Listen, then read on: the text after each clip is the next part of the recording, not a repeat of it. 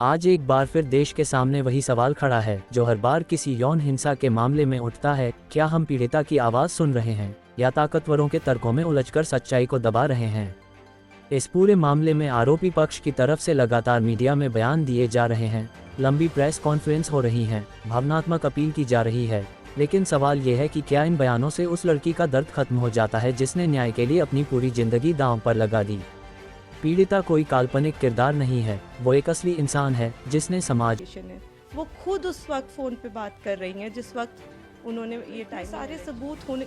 AIIMS की report है जो बता रही है कि वो 18 साल के ऊपर है और वो खुद को माइनर 15 साल की बच्ची बता। ये आपके माध्यम से कहना चाहती हूँ कि मैं समझ रही हूँ कि आपकी भावना एक तरफ जुड़ी हुई है क्योंकि आपने ये सारे फैक्ट शायद कभी सुने नहीं हैं और ना किसी ने हमें नहीं अप्रोच किया कि आप अपना आपके फैक्ट्स क्या है, आप एक सबूत दिखा दीजिए कि आपकी तरफ कुलदीप सिंह सेंगर ने कभी आंख उठा के भी देखा। मैं कह रही हूँ अगर वो दिखा दे तो फांसी दे दे।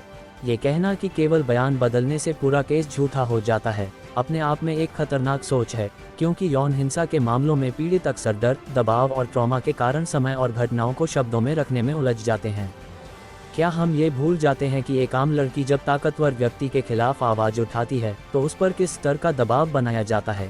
यह कोई सैद्धांतिक बहस नहीं बल्कि ज़मीनी सच्चाई है। ये भी बार बार कहा जा रहा है कि मेडिकल रिपोर्ट निर्णायक है, लेकिन देश का कानून खुद मानता है कि यौन अपराध केवल मेडिकल रिपोर्ट से तय नहीं होते, बल्कि परिस्थितिजन्य साक्ष्य, गवाही और घटनाक्रम भी उतने ही महत्वपूर्ण होते हैं। पीड़िता की उम्र को लेकर सवाल उठाना भी इस पूरे विमर्श का सबसे संवेदनशील हिस्सा है, क्योंकि अदालतें खुद मान चुकी हैं कि उम्र निर्धारण कोई बिल्कुल सटीक विज्ञान नहीं है और इसमें त्रुटि की संभावना बनी रहती है। इस केस में ये भी सच है कि पीड़िता ने कई बार जान का खतरा बताया, सुरक्षा की मांग की और उसके परिवार के साथ जो हुआ उसने पूरे देश को झकझोर दिया था। क्या ये केवल संयोग था कि गवाहों पर हमले हुए, दुर्घटनाएं हुई और पीड़िता को बार बार कोर्ट और मीडिया के सामने अपने जख्म कुरेदने पड़े? जब कोई कहता है कि सारी संस्थाएं दबाव में काम कर रही थीं, तो सवाल ये भी उठता है कि आखिर पीड़िता किस दबाव में अपनी लड़ाई लड़ रही थी, उसके पास कौन सी ताकत थी? ये कहना आसान है कि हम भी बेटियां हैं, हम भी परिवार हैं, लेकिन ये तर्क पीड़िता के दर्द को कम नहीं कर देता, क्योंकि हर बलात्कार पीड़िता भी किसी की बेटी ही होती है। देश की न्याय व्यवस्था ने इस केस को हल्के में नहीं लिया, बल्कि लंबी सुनवाई, जांच एजेंसियों की रिपोर्ट, गवाहों के बयान और परिस्थितियों को देखकर फैसले लिए गए। अगर यह मामला केवल झूठा आरोप होता तो क्या इतनी सारी अदालतें, इतनी लंबी प्रक्रिया और इतने बड़े स्तर पर हस्तक्षेप की जरूरत पड़ती?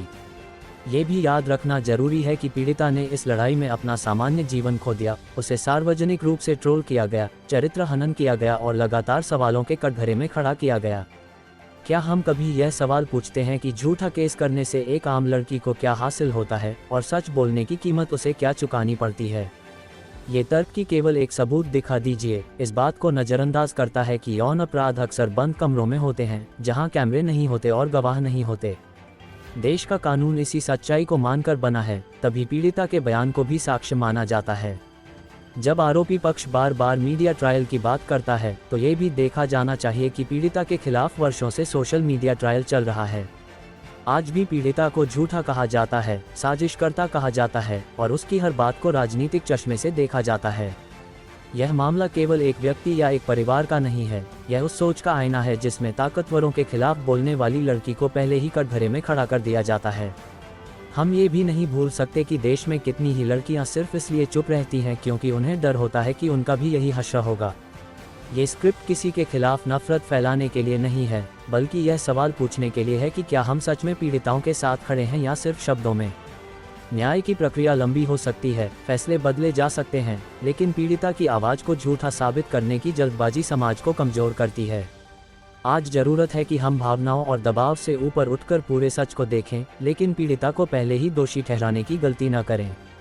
क्योंकि अगर हर पीड़िता से यही कहा जाएगा कि सबूत दिखाओ, बयान मत बदलो, मजबूत बनो, तो अगली लड़की शायद कभी सामने ही ना आए। अगर आपको लगता है कि ऐसे मामलों में दोनों पक्षों को सुनना जरूरी है, लेकिन पीड़िता की आवाज़ को दबाए बिना, तो इस वीडियो को लाइक कीजिए। अगर आप चाहते हैं कि मीडिया सवाल पूछे लेकिन ताकत के सामने झुके नहीं, तो चैनल को सब्सक्राइब कीजिए।